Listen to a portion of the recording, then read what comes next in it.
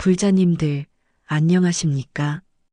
오늘은 많은 분들이 가슴 깊이 품고 계신 고민에 대해 말씀드리려 합니다.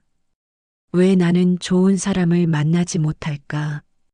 왜 나는 결혼이라는 인연을 맺지 못하고 혼자 살아가게 되었을까?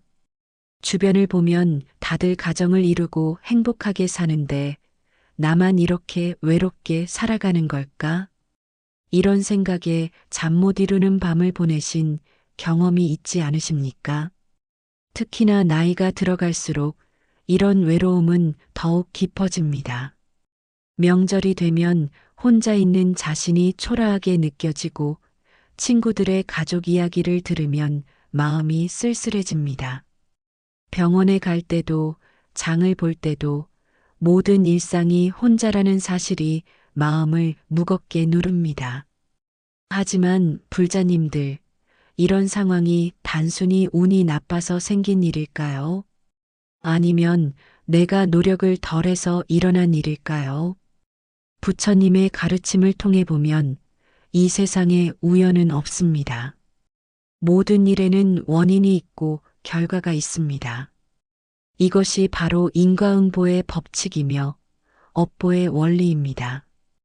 오늘 말씀드릴 것은 현재 혼자 살아가고 계신 분들이 전생에서 어떤 업을 지었기에 이런 외로운 삶을 살게 되었는지, 그리고 이 업보를 어떻게 해소하고 좋은 인연을 만날 수 있는지에 대한 부처님의 지혜입니다. 네 가지 중요한 깨달음을 통해 여러분의 마음을 밝혀드리겠습니다. 이 말씀을 끝까지 들으시면 지금의 외로움이 단순한 불운이 아니라 깊은 의미가 있는 수행의 과정임을 이해하게 되실 것입니다. 그리고 이 업보를 소멸시키고 진정한 행복으로 나아가는 길을 찾게 되실 것입니다. 자, 그럼 첫 번째로 말씀드릴 것은 전생에서 남녀의 정을 가볍게 여긴 업보에 대한 것입니다. 많은 분들이 모르고 계신 사실이 있습니다. 현생에서 혼자 살게 되는 가장 큰 원인 중 하나가 바로 전생에서 남녀 간의 사랑과 정을 소중히 여기지 않았던 업보라는 것입니다. 법화경에서 부처님께서 이렇게 말씀하셨습니다.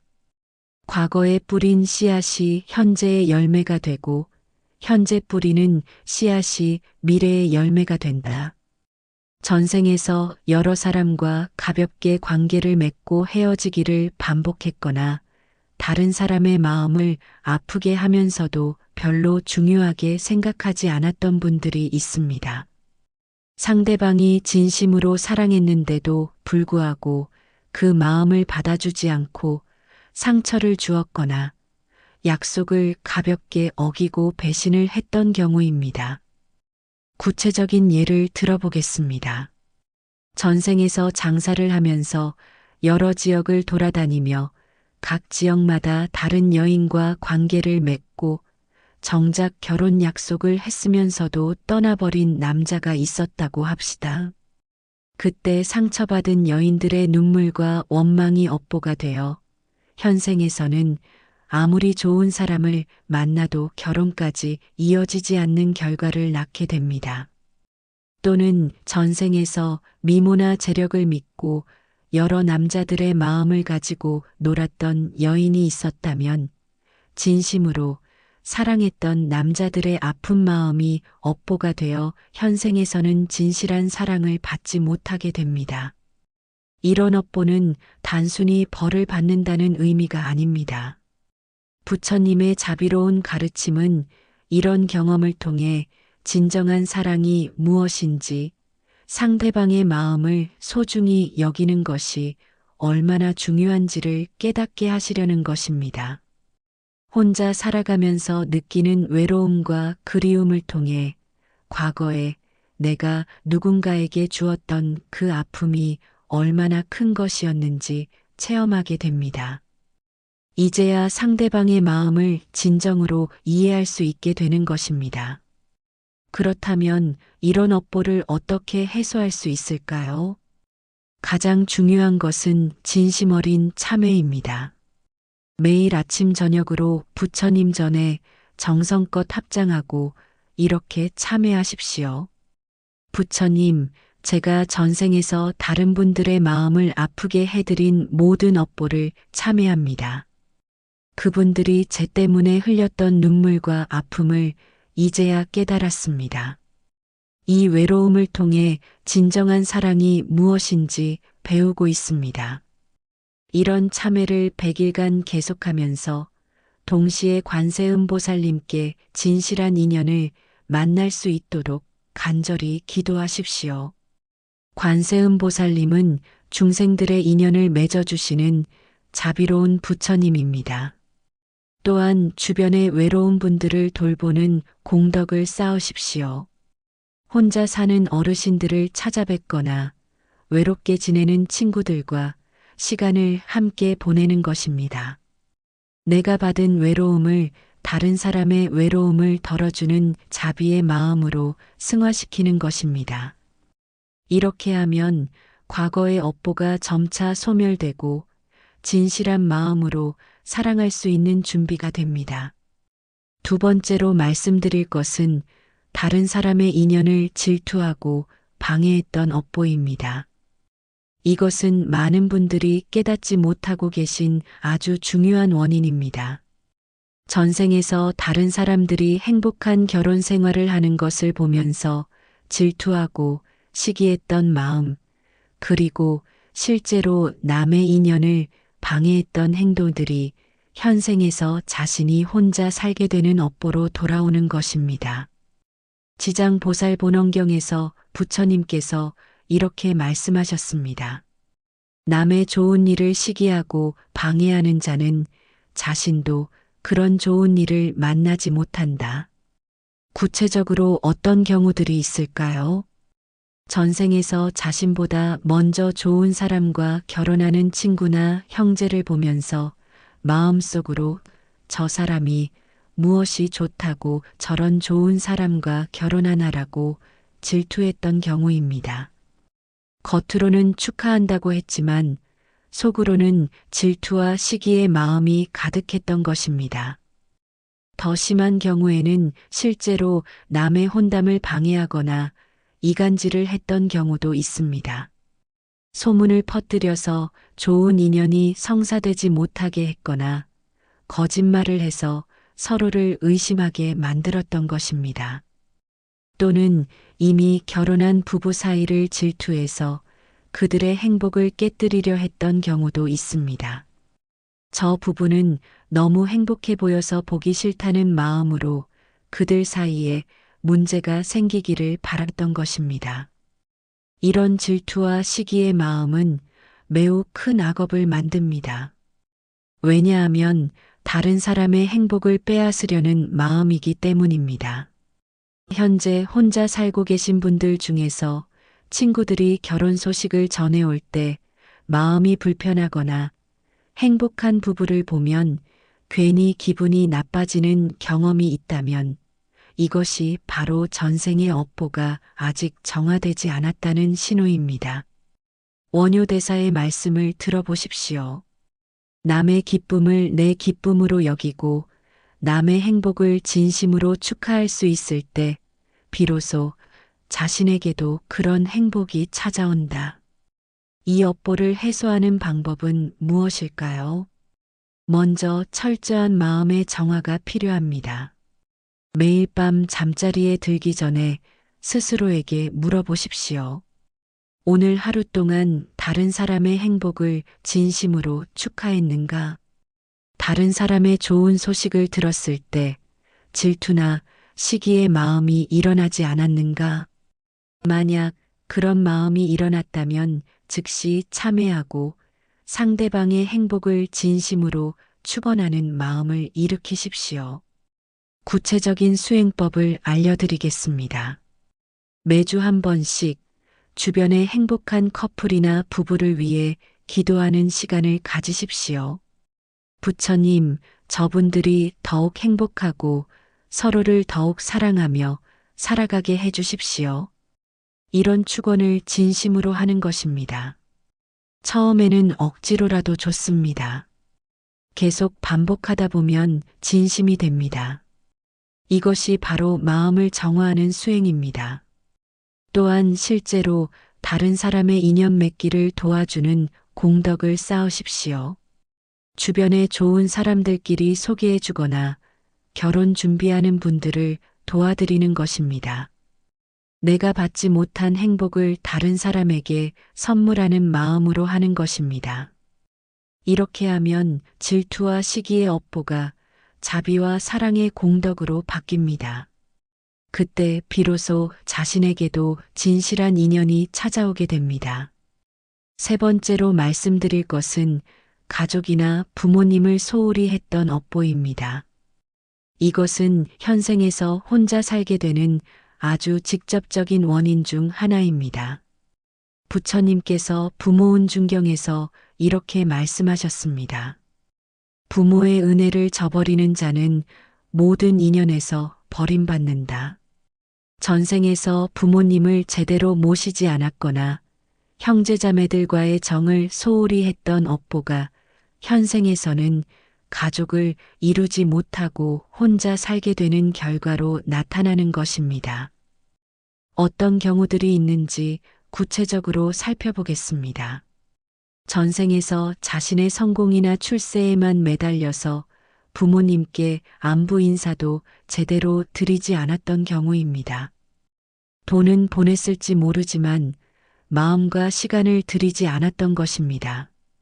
부모님이 외로워하시고 자식을 그리워하셨는데도 바쁘다는 핑계로 등한시했던 것입니다. 또는 결혼 후에 자신의 새 가정에만 신경 쓰고 원래 가족들과는 소원해졌던 경우도 있습니다.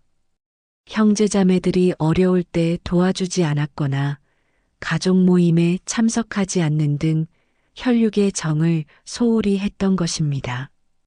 더 심한 경우에는 유산 상속 문제로 가족들과 다투면서 정을 끊어버렸던 경우도 있습니다. 돈 때문에 형제 간의 원수가 되거나 부모님을 서로 떠넘기려 했던 것입니다. 이런 업보는 현생에서 아주 정확하게 돌아옵니다. 가족의 정을 저버린 사람은 새로운 가족을 이룰 수 없게 되는 것입니다. 좋은 사람을 만나도 그 사람의 가족들에게 인정받지 못하거나 결혼을 앞두고 예상치 못한 문제가 생겨서 무산되는 경우가 많습니다. 조계종의 큰 스님이신 법정 스님께서 이런 말씀을 하셨습니다. 가족의 사랑을 모르는 사람은 진정한 사랑이 무엇인지 알 수 없다. 혈육의 정을 소중히 여길 줄 모르면서 어떻게 남과 진실한 정을 나눌 수 있겠는가. 현재 혼자 살고 계시면서 가족들과의 관계가 소원한 분들이 있다면 이것부터 먼저 해결하셔야 합니다. 부모님이 살아계시다면 지금 당장 안부 전화를 드리십시오. 형제자매들과 오랫동안 연락하지 않았다면 먼저 연락해서 안부를 물어보십시오. 과거에 가족들과 갈등이 있었다면 용기를 내서 먼저 화해의 손을 내미십시오.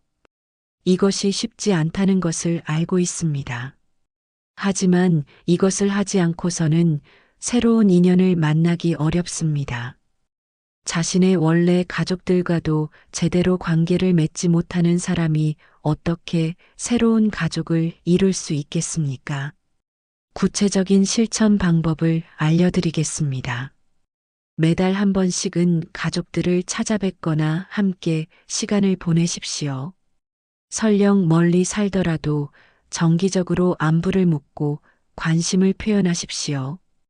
특히 부모님께는 효도하는 마음을 실천으로 보여드리십시오. 건강을 챙겨드리고 말씀을 잘 들어드리고 무엇보다 자주 찾아뵙고 함께 시간을 보내드리십시오. 형제자매들과는 서로 도우며 살아가는 관계를 만들어 가십시오.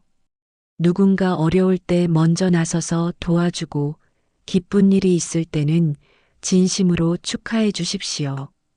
이렇게 가족들과의 인연을 다시 회복하고 돈독히 해나가면 그것이 바로 새로운 인연을 불러오는 공덕이 됩니다. 가족을 사랑할 줄 아는 사람이라는 것을 보여주게 되고 그런 사람이야말로 좋은 배우자감이 되는 것입니다. 또한 조상님들께 정성껏 제사를 지내고 천도제를 올리는 것도 중요합니다. 조상님들의 영가들이 편안하셔야 후손들에게도 좋은 인연이 찾아옵니다. 이런 효도와 가족애를 실천하다 보면 자연스럽게 다른 사람의 가족들에게도 인정받게 되고 좋은 인연이 성사될 가능성이 높아집니다. 네 번째로 마지막으로 말씀드릴 것은 자비와 보시를 게을리 했던 업보입니다. 이것은 혼자 살게 되는 근본적인 원인 중 하나로 많은 분들이 놓치고 있는 부분입니다. 화엄경에서 부처님께서 이렇게 말씀하셨습니다. 자비심이 없는 자는 모든 존재들로부터 외면당하고 보시하지 않는 자는 누구로부터도 도움을 받을 수 없다. 전생에서 다른 사람을 도와주는 일에 인색했거나 어려운 사람들을 외면했던 업보가 현생에서는 자신이 외롭게 살게 되는 결과를 낳는 것입니다. 구체적으로 어떤 경우들이 있었을까요? 전생에서 자신은 부유하게 살면서도 가난한 사람들을 도와주지 않았던 경우입니다. 거지가 음식을 구걸해도 모른 척했거나 어려운 이웃이 도움을 청해도 내 일이 아니다라며 외면했던 것입니다. 또는 자신의 능력이나 지식을 다른 사람과 나누지 않고 혼자만 독차지했던 경우도 있습니다. 좋은 정보나 기회가 있어도 혼자만 알고 있었거나 다른 사람이 어려울 때 도와달라고 해도 바쁘다, 귀찮다며 거절했던 것입니다.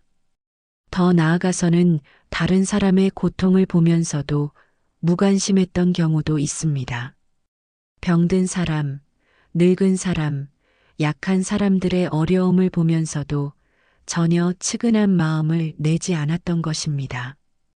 이런 무자비하고 인색한 마음은 현생에서 자신도 누구로부터 도움을 받지 못하게 만듭니다. 좋은 사람을 소개받을 기회도 없고 혼자 살면서 어려울 때 도와줄 사람도 없게 되는 것입니다. 인연이라는 것은 혼자만의 힘으로 만들어지지 않습니다. 주변 사람들의 도움과 인도가 있어야 좋은 인연을 만날 수 있습니다. 하지만 평소에 다른 사람을 도와주지 않은 사람은 누구도 그를 위해 나서주지 않습니다. 달마대사의 어록에 이런 말씀이 있습니다. 베풀지 않는 자는 받을 수도 없고 사랑하지 않는 자는 사랑받을 수도 없다. 그렇다면 이 업보를 어떻게 해소하고 좋은 인연을 만들 수 있을까요? 가장 중요한 것은 지금부터라도 적극적으로 다른 사람들을 도와주는 것입니다. 먼저 물질적인 보시부터 실천하십시오. 자신의 형편에 맞게 어려운 사람들을 도와주는 것입니다. 큰 돈이 아니어도 괜찮습니다. 정성이 담긴 작은 도움이 더 큰 공덕을 만들기도 합니다. 독거노인분들께 반찬을 해드리거나 장애인 시설에 봉사를 가거나 어려운 이웃들을 위한 후원을 하는 것입니다. 중요한 것은 꾸준히 그리고 진심으로 하는 것입니다. 다음으로 시간과 노력을 내어 다른 사람을 도와주는 법시를 실천하십시오. 혼자 사는 어르신들을 찾아뵙고 말벗이 되어드리거나 컴퓨터나 스마트폰 사용법을 가르쳐드리거나 병원에 모시고 다니는 일 등을 할 수 있습니다. 특히 자신과 같은 처지의 외로운 분들을 도와주는 것이 좋습니다.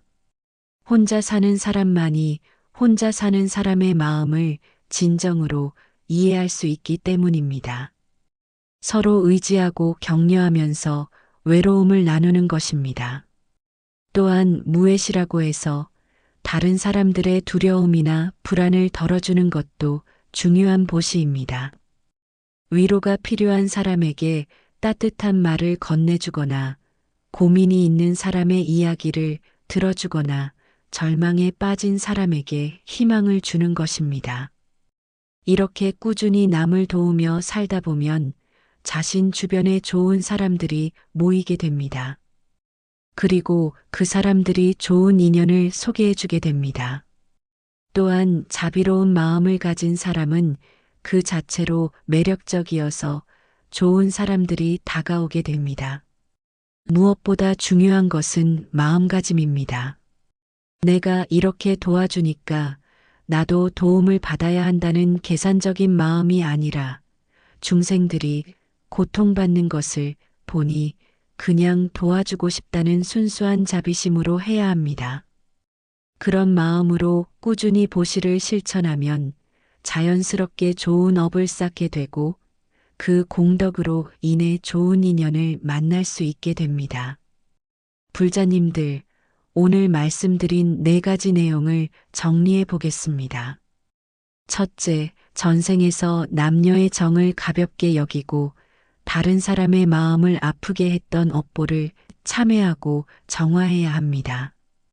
둘째, 다른 사람의 행복한 인연을 질투하고 방해했던 업보를 해소하기 위해 이제는 다른 사람의 행복을 진심으로 축하하고 도와주어야 합니다.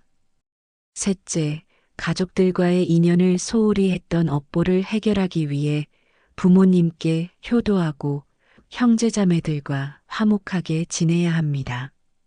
넷째, 자비와 보시를 게을리 했던 업보를 소멸시키기 위해 적극적으로 다른 사람들을 도우며 살아야 합니다.